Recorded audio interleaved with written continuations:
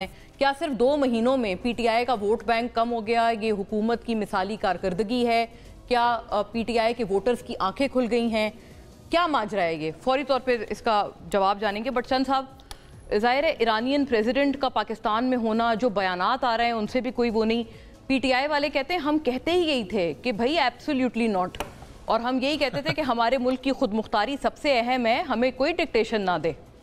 لیکن جی ڈکٹیشن نہیں ہوتی. فارن پالیسی میں آپ نے خطے کی جو صورتحال ہے وہ بڑی اہم ہے، اور میرے خیال میں ساروں کو لے کے چلنا پڑے گا. ہم پڑوسی بھی چینج نہیں کر سکتے، اور ایران ہمارا بڑا برادر ملک ہے، اور میں سمجھتا ہوں کہ بارٹر ٹریڈ آلریڈی ہم کر رہے ہیں اور کرنی بھی چاہیے. پابندیوں کی وجہ سے ہماری gas pipeline, Iran gas pipeline جو پیپلز پارٹی کا ایک بہت بڑا کارنامہ تھا، جس کی شاید پیپلز پارٹی کو سزا بھی ملی. ایبسولوٹلی ناٹ تو پھر یہ تھا نا، ہم نے وہ انٹرنیشنل پاورز کی مخالفت کے باوجود ایران گیس پائپ لائن پہ معاہدہ کیا، اور 2600 کے 3000 کلومیٹر پائپ بچ کے پاکستان کے بارڈر پہ آخری اس پہ نہج پہ نہیں ہو پایا. لیکن امریکہ کو یا دنیا کو یہ بھی دیکھنا چاہیے کہ پاکستان انرجی کرائسس سے ہم نبٹ رہے ہیں. ہمارا ایشو ہی مہنگی بجلی اور مہنگی گیس ہے، جس کی وجہ سے ہمارا بزنس مین تباہ ہوا ہے، ہمارا عام دکاندار، پھر انپٹس مہنگی ہونے کی وجہ سے ہماری زراعت تباہ کی طرف جا رہی ہے. فوڈ سیکورٹی کا ہمیں ایشو ہے بہت بڑا. تو یہ ہمیں دوست، جو ہمارے دوست ممالک ہیں، ان کو بھی سوچنا پڑے گا. ہمیں بے جا ہمارے اوپر پریشر ڈالنا اور ان وجوہات کی بنیاد پر.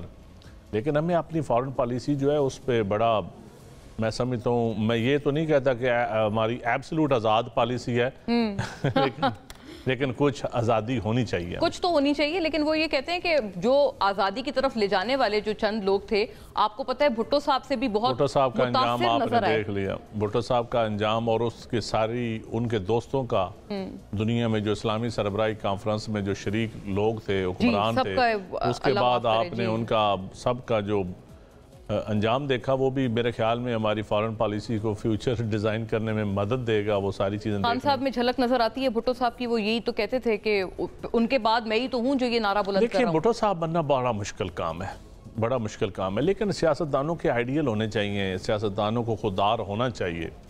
یہ اس میں کوئی شک نہیں کہ کوئی خودداری کی طرف جاتا ہے یا خودداری کو آئیڈیلائز کرتا ہے تو اس میں کوئی بری بات نہیں ہے، اچھی بات ہے. لیکن دیکھنا یہ ہے کہ ہم کتنا سنسیئر ہیں، ہم اپنے ملک کے ساتھ، اپنی عوام کے ساتھ. اور پھر ہم جب آپس میں لڑتے رہیں گے، آپس میں ہم اندرونی طور پر ہماری اندرونی جو ہماری سٹیبلٹی نہیں آئے گی، پولیٹیکل سٹیبلٹی نہیں آئے گی، تو آپ فارن پالیسی جو مرضی بنا لیں، آپ کے دوست ممالک بھی آپ کا بازو مروڑیں گے. بالکل ایسے اسی وجہ سے مروڑتے ہیں کہ وہ سمجھتے ہیں کہ یہ آپس میں لڑ رہے ہیں، ایکسپلائٹ کرتے ہیں ہماری لڑائی کو. ہمارا استحصال کیوں ہوتا ہے؟ اور آپ نے تو کئی دفعہ کہا ہے کہ ان کو بھی ریلیف ملنا چاہیے. ہماری جمہوریت کی مضبوطی اگر ہوگی تو یقیناً عوام جب استحکام آئے گا، پولیٹیکل سسٹم بھی مضبوط ہوگا، پولیٹیکل پارٹیز بھی سٹرانگ ہوں گی، اور پھر ہماری فارن پالیسی بھی سٹرانگ ہوگی. لیکن اگر استحکام نہیں ہوگا تو فارن پالیسی بھی مضبوط نہیں ہو سکتی.